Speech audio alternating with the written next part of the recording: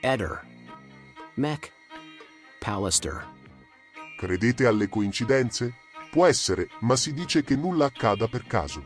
Quelle che chiamiamo coincidenze o casualità sono in realtà frutto della sincronicità, una connessione tra eventi che, come dei fili invisibili, uniscono diversi luoghi e protagonisti e secondo la teoria della sincronicità le coincidenze non esistono. Il vincolo tra due avvenimenti, che di per sé sembrano uniti da casualità, in realtà nascondono un significato, un messaggio preciso per la persona o le persone che lo vivono, indicando la strada da percorrere. Tutto, dunque, accade per una ragione dietro quelle che chiamiamo normalmente coincidenze. Normalmente questi tipi di esperienze compaiono nella nostra vita all'improvviso, ma molto spesso possono cambiare il corso della nostra vita. Due date, 14 dicembre 2021 e 5 gennaio 2022. Rispettivamente giorno della scomparsa e giorno del ritrovamento di Liliana Resinovic e due strane telefonate sul telefono del marito, coincidenti proprio a quelle due date, provenienti entrambe dalla Sicilia, come ad aprire e chiudere una parentesi, quella della triste sorte di Liliana.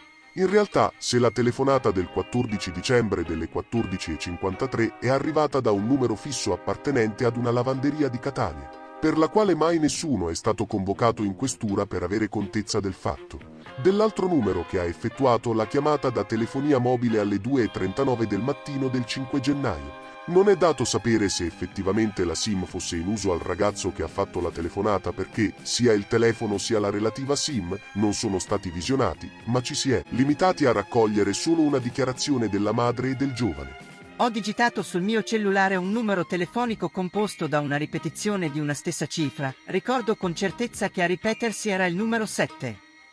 Ricordo inoltre che le prime cifre erano 388 e le altre le ho digitate io, scegliendo a caso di ripetere il numero 7 della sequenza. Ora, com'è possibile che, a quanto dichiarato, da questa utenza in uso al ragazzo palermitano, egli sia riuscito a contattare il numero telefonico del signor Visintin che invece comincia con le sue prime tre cifre con 393? La notte stessa della telefonata, io avevo visto in televisione un servizio della trasmissione Le Iene attraverso l'applicazione YouTube. Nella puntata che stavo vedendo si parlava di particolari numeri telefonici cosiddetti top number. Ora, anche questo dettaglio appare alquanto insolito poiché, a cercare su YouTube il servizio giornalistico del programma Le Iene sui top number, proprio non lo si riesce a trovare.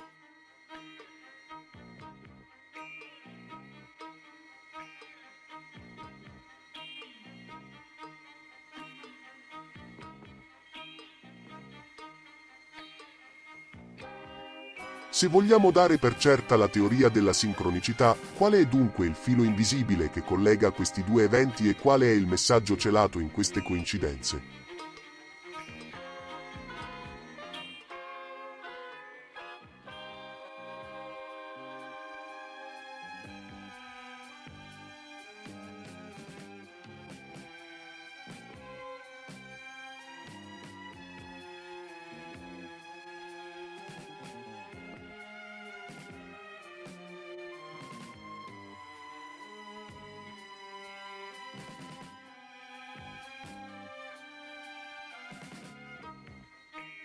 Ehi, non dimenticare di iscriverti a questo canale.